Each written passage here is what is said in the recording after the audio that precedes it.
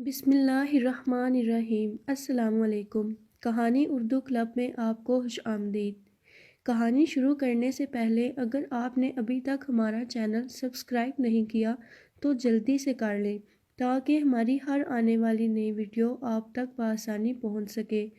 فیض حرامہ حرامہ چلتا حویلی میں داخل ہوا اور سامنے کا منظر دیکھ کر جیسے اس کے تن بدن میں آگ لگ گئی۔ فیض کی دونوں بیویاں نرمین اور سجل ساتھ بیٹھی تھیں، جبکہ سجل اپنے دیور یعنی وسام کے سر کی مالش کر رہی تھی۔ فیض آگے بڑھا اور سجل کے سر کے بالوں سے کھینچا۔ اس اچانک جھٹکے کے لیے وہاں موجود نفوس میں سے کوئی بھی تیار نہیں تھا۔ اس کے بعد فیض نے پے در پے سجل کو تھپڑ رسید کیے۔ شور سن کر سلطانہ بیگم باہر کو لپکیں، لیکن دیکھا کہ فیض سجل کو مار رہا تھا تو مطمئن ہو کے واپس پلٹنے لگی۔ تبھی وسام نے آگے بڑھ کر بھائی کا ہاتھ پکڑا۔ اس دوران گھر کے باقی مرد اور سب خواتین بھی شور سن کر اکٹھے ہو چکے تھے۔ وجہ فیض کا بیوی کے ساتھ مار پیٹ کرنا نہیں تھا، کیونکہ یہ تو روز کا معمول تھا۔ وجہ وسام تھا، جو کہ آگے بڑھ کر بھابھی کو بچا رہا تھا اور فیض اس پر بھی حملہ آور تھا۔ تبھی ایک روب دار آواز ابھری، فیض رک جا ایتھے ہی، نہیں تے اپنی جان دا ذمہ دار تو خود اے۔ رک جاؤ ورنہ اپنی جان کے ذمہ تم خود ہوگے۔ چودھری بخش داد، جنہیں سب دادا صاحب کہتے تھے، پھنکارے تھے۔ یہ سن کر فیض کی آنکھوں میں تیگ سے خون ابھرا اور سجل کی طرف اشارہ کرتے ہوئے کہا، یہ کالی اس کو ایسے مالش کر رہی تھی جیسے اس کا خصم ہو۔ اس بات پہ وسام نے تڑپ کر بھائی کو دیکھا اور کہا، یہ کیسی باتیں کر رہے ہیں آپ بھائی؟ میں نے کبھی کسی لڑکی کو بری نگاہ سے نہیں دیکھا، جا کے میری خود کی بھابھی۔ سوچا بھی کیسے آپ نے؟ اور یہاں وسام نے وہ بات کی تھی جس کا فیض انتظار کر رہا تھا۔ فوراً قہقہا لگایا اور کہا، اچھا تو وہ شہری چڑیا کون ہے؟ کیوں مارا تجھے تیرے جگری یار نے؟ اور اس بات پہ وسام کا چہرہ فک ہوا تھا۔ ہاں کیوں کر گیا چپ؟ بول اب۔ ہن منہ پہ کنگھیاں پا لیاں، باہر کی لڑکیوں کے ساتھ منہ مارتا پھرتا ہے، یہ ان حرافاؤں کے ساتھ۔ ابھی الفاظ منہ میں ہی تھے کہ وسام چیخ اٹھا، خبردار! ایک لفظ نکالا اس کے لیے۔ فیض کے چہرے پہ مسکراہٹ ابھری، مقصد کامیاب ہو چکا تھا۔ تبھی سلطانہ بیگم نے سینے پہ 2 ہتھڑ مارے اور کہا، ستیہ ناس تیرا وسام! میں رخسانہ نو کیا منہ دکھاؤں گی؟ مرن جوگیا کسے تھا دا نہیں چھڈیا تو سانوں، تیرا بیڑا غرق جائے۔ ابھی سلطانہ بیگم کے بین جاری تھے، راحیل صاحب بولے، میں نے بھائی صاحب سے وعدہ کیا تھا ان کی فاہرہ بیٹی میری بہو بنے گی۔ باقی لوگ بھی اپنے نادر خیالات کا اظہار کرتے اس سے پہلے دادا صاحب نے روب دار آواز میں کہا، تم سب کون ہوتے ہو یہ فیصلہ کرنے والے کہ کون ہوگی ہماری بہو؟ اپنی زبانیں بند رکھو سب۔ دادا صاحب کی اس بات پہ جیسے فیض کو جھٹکا لگا کہ یہ کیا بول رہے ہیں۔ اس بات پر تو اب تک وہ کسی کو بھی آگ کر دیتے، لیکن یہاں تو کایا ہی پلٹ گئی۔ دادا صاحب کی گنگا الٹی بہنے لگی۔ ابھی سب اس حیرانی سے باہر نہ آئے تھے کہ دادا صاحب نے کہا، وسام میرے کمرے میں آؤ۔ ان کا حکم ملتے ہی وسام اٹھا اور ان کے پیچھے کمرے میں چل پڑا۔ ابھی ان کے جانے کی ہی دیر تھی کہ وسام کی سب سے چھوٹی بہن نازیہ بولی، یہ بھائی پہ لگتا اس نے جادو کر دیا ہے، کیسے بول رہا تھا نا؟ اور تبھی منجلی والی سجیلا بولی، ابھی سے یہ حال ہے امی، اگر وہ اس گھر میں آ گئی تو سب کو نچا کے رکھ دے گی۔ یہ بات سجیلا نے بنا سوچے سمجھے کہی تھی، لیکن وہ نہیں جانتی تھی کہ واقعی وقت یہ ثابت کرے گا کہ یہ سب اس آنے والی کے اشاروں پہ ناچنے جا رہے ہیں۔ دادا صاحب نے وسام کو سامنے والی کرسی پہ بیٹھنے کا اشارہ کیا اور کہا، دیکھ پتر، ہم خاندان سے باہر کیسے تیری بارات لے جائیں جب خاندان میں اتنے رشتے موجود ہیں؟ انہوں نے بہت پرسوچ انداز میں کہا۔ ان کا مثبت رویہ دیکھ کر وسام بولا، دادا صاحب وہ بہت اچھی ہے، آپ یقین کریں ہمارے پورے خاندان میں اس جیسی کوئی نہیں، ہمیں اپنی نسلوں کو سنوارنے کے لیے ایسی ہی کوئی چاہیے۔ ابھی وسام جانے اور کیا کیا کہتا کہ سلطانہ بیگم جو باہر دروازے سے کان لگائے ان کی گفتگو سن رہی تھیں، ان کا صبر کا پیمانہ لبریز ہوا اور اندر آئی۔ واہ نسل سنوارے گی، یعنی تیری ماں بہن نسل بگاڑ رہی ہے، کھوتے دے پترا تیری نسل میں سیدھی کرنیاں۔ اور یہ کہتے انہوں نے چھری نکالی اور اپنی نبض پہ رکھ لی۔ ان کی اس حرکت پہ تمام حاضرین انگشت بندہ رہ گئے، لیکن اندر سے سب جانتے تھے کہ یہ ایک گیدڑ ببکی ہے، اس لیے دادا صاحب نے انہیں اتنا سنجیدہ نہ لیا اور کہا، سلطانہ تمہاری اتنی جرأت کہ تم ہمارے سامنے کھڑی ہو کر ایسی حرکت کرو۔ اس بات پہ سلطانہ کا اعتماد ڈگمگایا تھا کہ تبھی ان کی تینوں بیٹیوں نے رونا شروع کر دیا تاکہ ماحول میں تھوڑی سنجیدگی آ سکے، لیکن اس کا اثر صرف وسام پہ پڑا اور اس نے کہا، امی یہ کیا کر رہی ہیں آپ؟ ہاں رکھیں اسے۔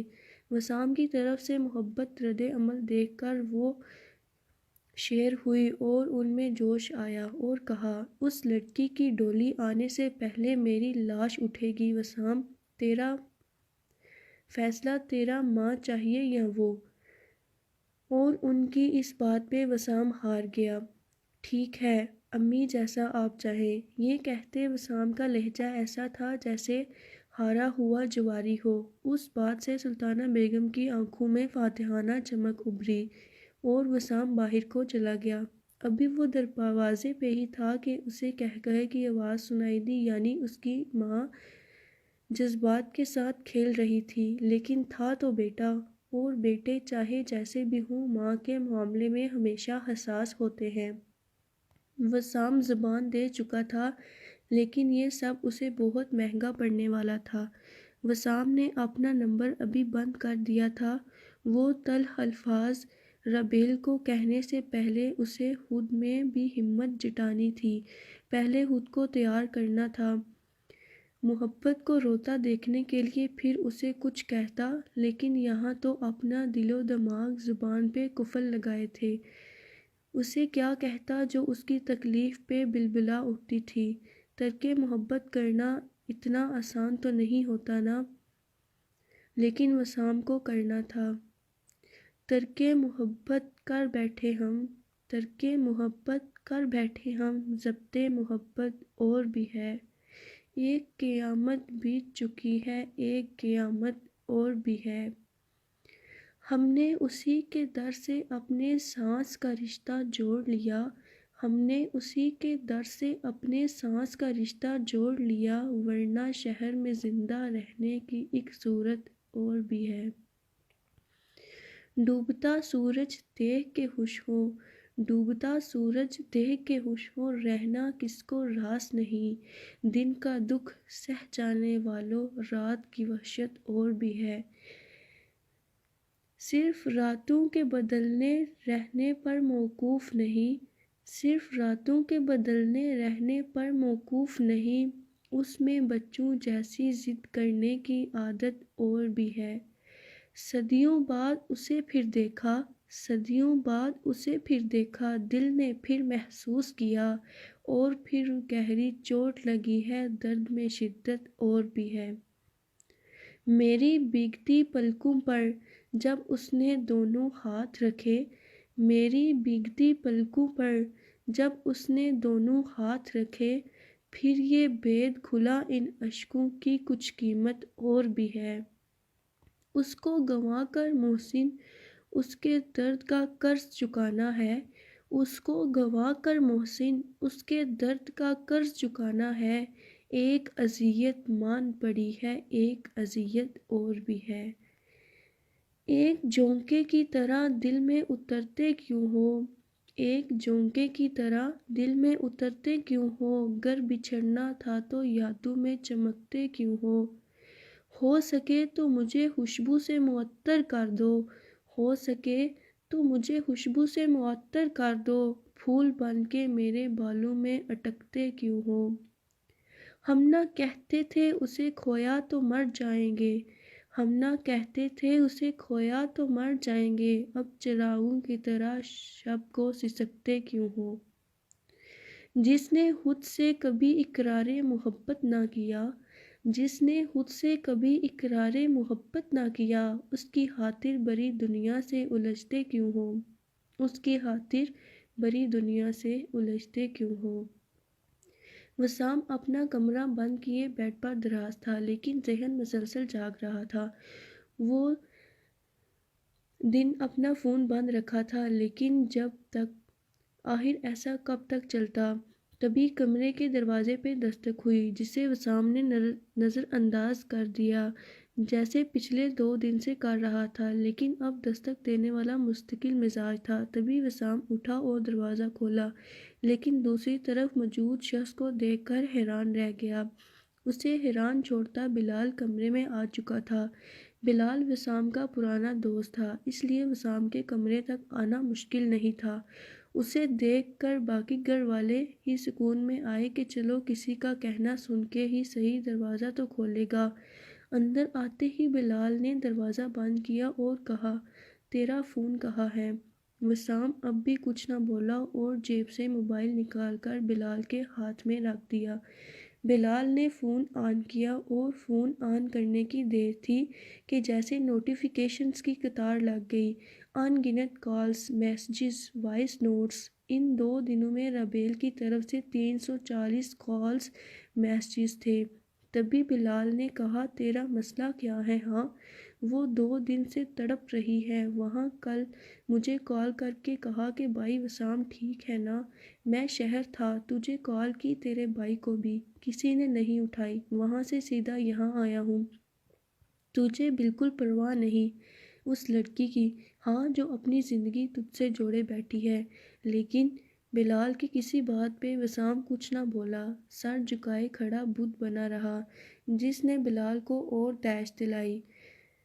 بلال نے اسے جھنجھوڑتے ہوئے کہا، کچھ پھوٹے گا بھی منہ سے یا یوں ہی گونگے کا گڑ کھائے رکھنا ہے؟ اس بات پہ خاموشی دیکھ کے بلال رہا اور وسام کو ایک زوردار تھپڑ جڑ دیا۔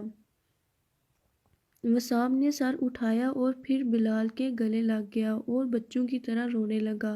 وسام کی اس حرکت پہ جیسے بلال کے ہوشاں ختم ہو گئے۔ اس نے بالکل تصور نہیں کیا تھا کہ یہ صورتحال ہوگی۔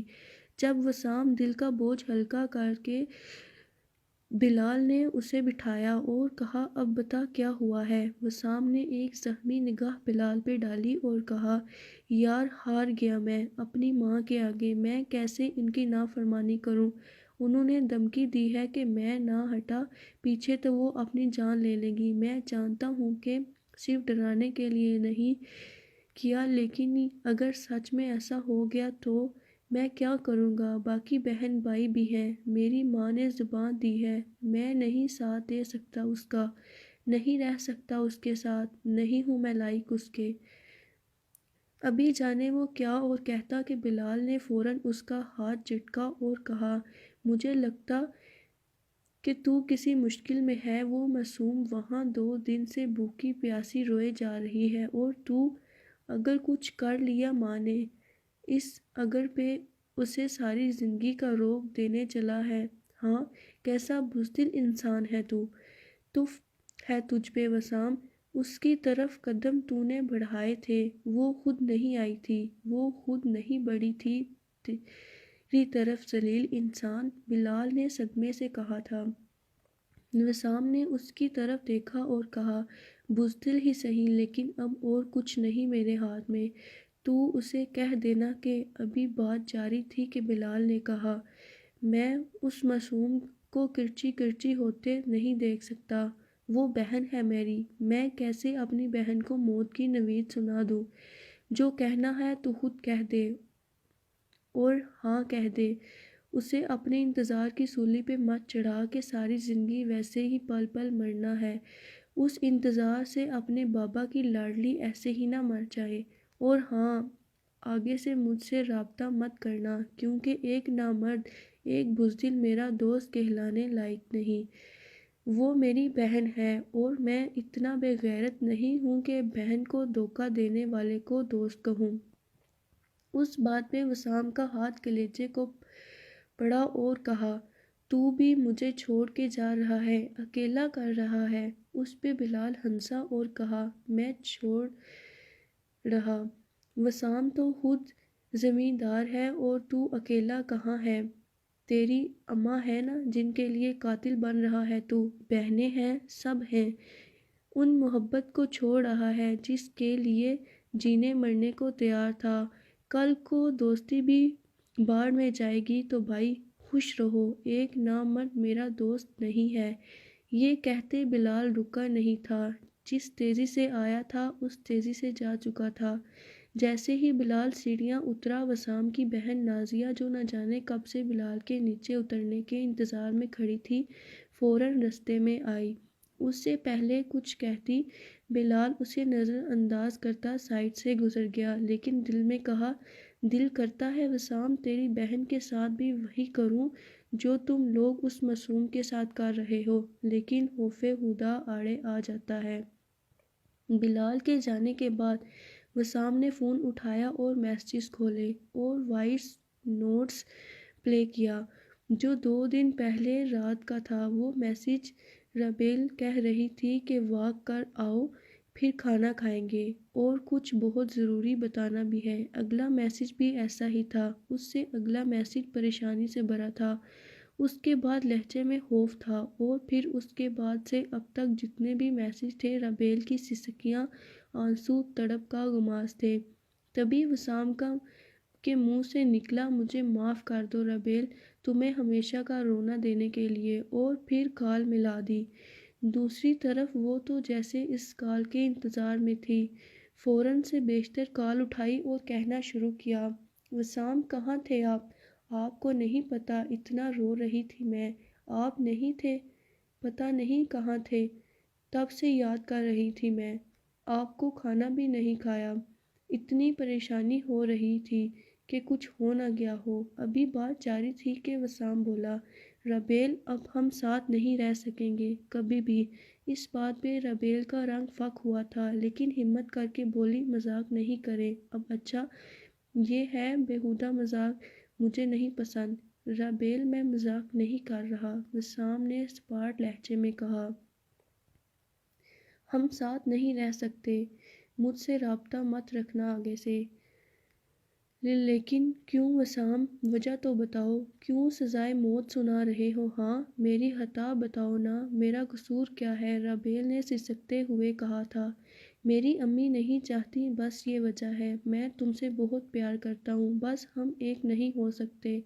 میری امی نے کہا ہے وہ اپنے آپ کو مار لے گی، دھمکی ہی صحیح، لیکن بس مجھے معاف کر دو۔ وسام نے شرمندگی سے کہا تھا، امی نہیں چاہتی، یہ تب کیوں نہیں سوچا تھا؟ ہاں جب مجھ سے بات کرنی تھی، جب ایک بات سننے کے لیے مر رہے تھے، تب کہاں تھا ماں کا پیار؟ وہ دھمکی دے رہی ہیں تو بس اتنے میں ہی تھک گئے اور کہتے ہو پیار کرتا ہوں، یہ کیسا چھوڑنا ہے؟ ہاں کہ مقابل کو کہا جائے پیار بھی کرتا ہوں اور ساتھ بھی نہیں رہنا، یہ تو وہی بات ہوئی، زہر بھی دے رہا ہوں اور قاتل بھی نہیں ہوں۔ ماں کی زندگی عزیز ہے اور میں کیا تھی جو ابھی سے سوچا کہ محبت ہو گئی کہ تو گر بتاؤں دوستوں کو، سب کو، تاکہ محبت کی ہے تو حلال ہو۔ بتاؤ وسام میں کیا ہوں جو تم سے نکاح کا خواب دیکھ رہی ہوں؟ ہاں بولو نا۔ ربیل پتہ نہیں کہاں سے جوش آ گیا تھا اس میں، اسے لگا تھا شاید یہ اس کی محبت کا آخری مقدمہ ہے، اب نہ بولی تو ہار جائے گی، لیکن وہ کانچ کی گڑیا نہیں جانتی تھی کہ اب کوئی دلیل نہیں۔ وسام نے خود پہ ضبط کرتے ہوئے کہا، وہ ماں ہے میری، خود کو کچھ۔ ربیل نے بات کاٹی، رکھو اپنی ماں ہی، اللہ حافظ۔ ماں کی زندگی عزیز ہے نا، یاد رکھنا وہ عورت بھی میری قاتل ہوگی اور تم بھی، معاف نہیں کروں گی میں، خیال رکھنا ان کا۔ یہ کہتے کال کٹ چکی تھی۔ آخری باتوں کا معنی سمجھ آتے ہی وسام کا دل زوروں سے دھڑکا تھا۔ ربیل کے خطرناک ارادے بھانپتے ہی اس نے کال ملائی تھی لیکن نمبر بند تھا۔ اب وسام سر پکڑ کر بیٹھا تھا۔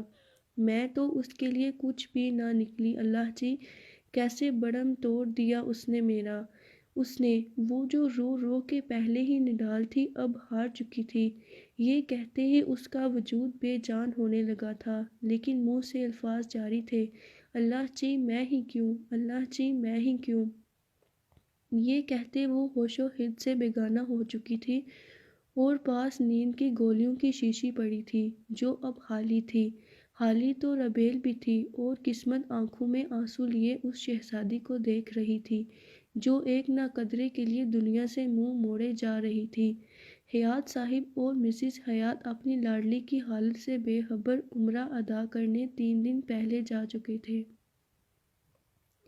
یہ اس سے کہہ دیا کس نے، یہ اس سے کہہ دیا کس نے کہ اس بن ہم رہ نہیں سکتے، یہ دکھ ہم سہ نہیں سکتے، سنو قاصد، یہ دکھ ہم سہ نہیں سکتے، سنو قاصد۔ غلط فہمی ہوئی اس کو۔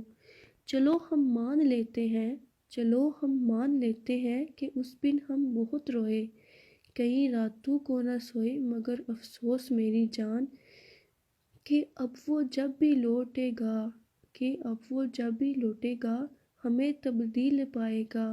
بہت مایوس ہوگا وہ اگر وہ پوچھنا چاہے کہ ایسا کیوں کیا ہم نے۔ اگر وہ پوچھنا چاہے کہ ایسا کیوں کیا ہم نے، تو سن لو غور سے پیارے، ایک پرانی سی روایت توڑ دی ہم نے، اسے کہنا محبت چھوڑ دی ہم نے۔ میں چاہتی ہوں میں تمہیں بتاؤں، میں چاہتی ہوں میں تمہیں بتاؤں کہ مجھے درد ہوتا ہے، اتنا درد کہ دل کرتا ہے اپنی کنپٹیوں پہ انگلیاں رکھ کر اتنی زور سے دباؤں کہ وہاں سے خون کا اخراج ہو۔ شاید اس خون میں وہ تمام باتیں، وہ تمام سوچیں بھی بہہ جائیں جو میرے ذہن کو اذیت کے نشتر چبو رہی ہوں۔ میں چاہتی ہوں میں تمہیں بتاؤں کہ مجھے درد ہوتا ہے، اتنا درد کہ جیسے کوئی میرا دل کسی پتھر پہ رکھ کر کسی ہتھوڑی سے اس میں کیل گاڑتا ہے، اور بس ایک کیل سے بس نہیں کرتا، بلکہ بار بار وہ اس عمل کو دہراتا ہے، گاڑتا ہے، نکالتا ہے، گاڑتا ہے، نکالتا ہے، پر موت نہیں آنے دیتا۔ میں چاہتی ہوں میں تمہیں بتاؤں کہ مجھے تکلیف ہوتی ہے، ایسی تکلیف جیسے کسی زندہ انسان کو کسی پیڑ کے ساتھ باندھ کر کسی پرانی چھری سے اس کو جگہ جگہ سے کاٹا جائے، اس پہ کوڑے برسائے جائیں، اتنے کوڑے کہ اس کے وجود کا گوشت اس کی ہڈیوں سے الگ ہو جائے، پر موت کے فرشتے کو ادھر آنے کی اجازت نہ ہو۔ میں چاہتی ہوں میں تمہیں بتاؤں کہ کاش کوئی لفظ میری اذیت کے میعاد پہ پورا اترے، تو میں تمہیں بتاؤں کہ درد اور تکلیف اس اذیت سے بہت چھوٹے لفظ ہیں جو میں محسوس کرتی ہوں۔ میں چاہتی ہوں میں تمہیں بتاؤں، جب میں سوچتی ہوں کہ تم میرے نہیں ہو، تو یہ احساس مجھے ایسے کھاتا ہے جیسے کسی لکڑی کو دیمک لگ جائے، تو بظاہر تو وہ لکڑی تندرست نظر آتی ہے، پر اندر سے کھوکھلی ہو کے ختم ہو چکی ہوتی ہے۔ میں بھی اسی طرح اندر ہی اندر کھوکھلی ہو گئی ہوں، بظاہر تو تندرست نظر آتی ہوں، پر کسی دن زمین بوس ہو جاؤں گی اور سب کہیں گے اچھی بلی تو تھی، پر تم گواہ رہنا کہ مجھے تمہاری دیمک نے کھایا ہے۔ میں اچھی بلی نظر آتی ہوں پر ہوں نہیں۔ رابیل کو وہاں پڑے ہوئے 3 گھنٹے ہو چکے تھے، لیکن کوئی نہیں آیا تھا۔ وہ نازک لڑکی جسے چوٹ لگتی تھی تو گر سر پہ اٹھا لیتی تھی، آج موت سے لڑنے چلی تھی، وہ بھی اتنی خاموشی سے، بالکل تنہا۔ باسط کے بچپن کے دوست کی سالگرہ تھی، وہ جب گھر واپس آیا تو ہر طرف اندھیرا تھا، اتنی خاموشی کہ اسے ایک دم وحشت ہوئی، جیسے کچھ غلط ہو گیا۔ اس نے رابیل کو آوازیں دینی شروع کی، لیکن کوئی جواب نہ آیا۔ تبھی باسط کو کچھ غلط ہونے کا احساس ہوا تھا، کیونکہ جب بھی وہ گھر سے باہر ہوتا تھا رابیل اس کے آنے تک جاگتی تھی، لیکن اب اتنی آوازوں اور شور پہ آواز بھی نہیں آئی تھی۔ باسط فوراً اوپر کو گیا اور رابیل کے کمرے کا دروازہ کھولا۔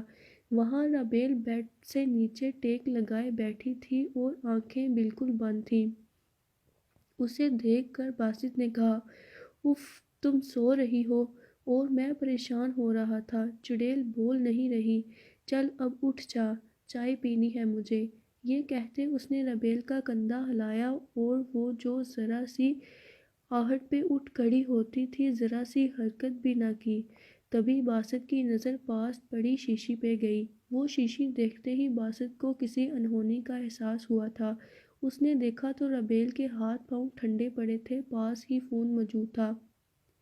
باسط نے اپنے کھوتے ہوئے حواسوں کو فوراً بحال کیا تھا اور رابیل کا فون اپنی جیب میں ڈالا اور رابیل کو اٹھا کر بھاگتا ہوا نیچے آیا۔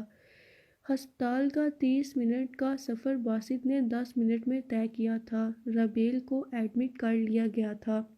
ڈاکٹر نے کہا تھا کہ یہ سوسائڈ کی کوشش ہے۔ اتنی مقدار میں نیند کی گولیاں کیسے لی جا سکتی ہیں؟ لیکن باسط نے انہیں کہا کہ رابیل بیمار تھی، اس لیے پتہ نہیں چلا۔ باسط کی دلیل اور رابیل کی حالت کے پیش نظر ڈاکٹر نے رابیل کو ICU میں شفٹ کر دیا تھا اور باسط کو باہر انتظار کا کہہ دیا۔ باسط کی اپنی حالت غیر ہو رہی تھی۔ اپنی جان سے پیاری بہن کو ایسے دیکھنا، وہ بھی تب جب وہ آسمانوں میں اڑ رہی تھی، جب وہ حقیقی معنوں میں خوشیوں سے ملنے جا رہی تھی۔ رابیل نے 2 دن پہلے باسط کو سب بتا دیا تھا اور باسط بہت خوش تھا کہ اب اس کی بہن کو کوئی ایسا ملا جو اسے بابا جیسا پیار کرے، ورنہ بچپن سے ددیال کے طعنے اور امی کے دکھ دیکھ کر رابیل بہت سنجیدہ ہو گئی تھی۔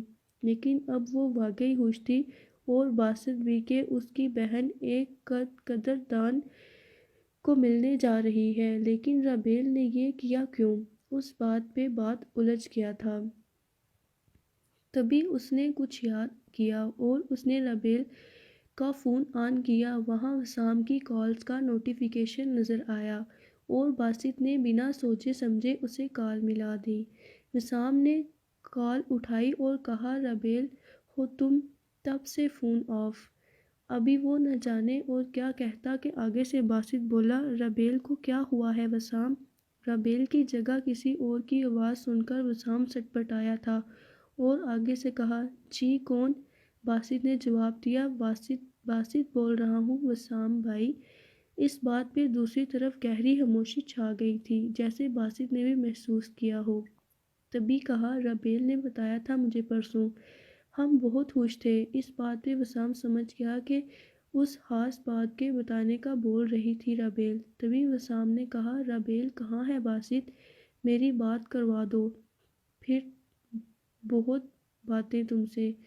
اس بات پہ باسط ایک رنجیدہ ہنسی ہنسا تھا اور بولا، مر رہی ہے وہ۔ وسام کو لگا جیسے کسی نے اسے یکدم کھولتا ہوا پانی دے دیا ہو، لیکن پھر ہمت یکجا کی اور کہا، مطلب کہاں ہے وہ؟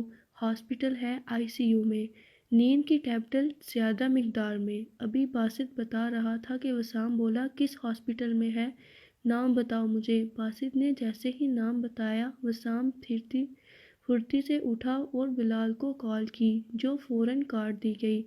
اب کی بار وسام نے میسج لکھا، رابیل کے بارے میں بات ہے، کال کر۔ میسج سینڈ ہوتے ہی کال اٹھائے گی۔ ابھی بلال کچھ کہتا اس سے پہلے ہی وسام نے کہا، وہ ہاسپٹل ہے بلال، میں نے اسے کہا تھا چھوڑ دو مجھے، اور وہ دنیا چھوڑ کے جا رہی ہے۔ یہ بات سنتے ہی بلال پہ سکتہ طاری ہو گیا۔ فوراً کہا، کیا ہوا ہے اسے؟ ہاں بول، اب کیوں رو رہا ہے؟ ہاں تجھے تو پیار نہیں تھا اس سے، پھر کیوں؟ ہاں بلال، ہم جا رہے ہیں لاہور، ابھی تو گھر کے باہر آ جو، لینا وہ لے کر آ رہا ہوں میں۔ یہ کہتے وسام نے کال کاٹ دی۔ کہیں پر ضبط کرتی ہوں، کہیں پر بول دیتی ہوں، کہیں پر ضبط کرتی ہوں، کہیں پر بول دیتی ہوں، میں ایک دریا کے جیسی ہوں جو اپنی دھن میں چلتی ہوں۔ بپھر جاؤں جو مستی میں تو کنارے توڑ دیتی ہوں، بپھر جاؤں جو مستی میں تو کنارے توڑ دیتی ہوں، میں دل کی کرچیاں لے کر کہاں در در پھروں تنہا۔ دل اگر ٹوٹ جائے تو میں خود ہی جوڑ لیتی ہوں۔ محبت کے تقاضوں میں بہت ہی خوددار سی ہوں میں، محبت کے تقاضوں میں بہت ہی خوددار سی ہوں میں، وفاداری پہ آؤں تو حدیں ساری توڑ دیتی ہوں۔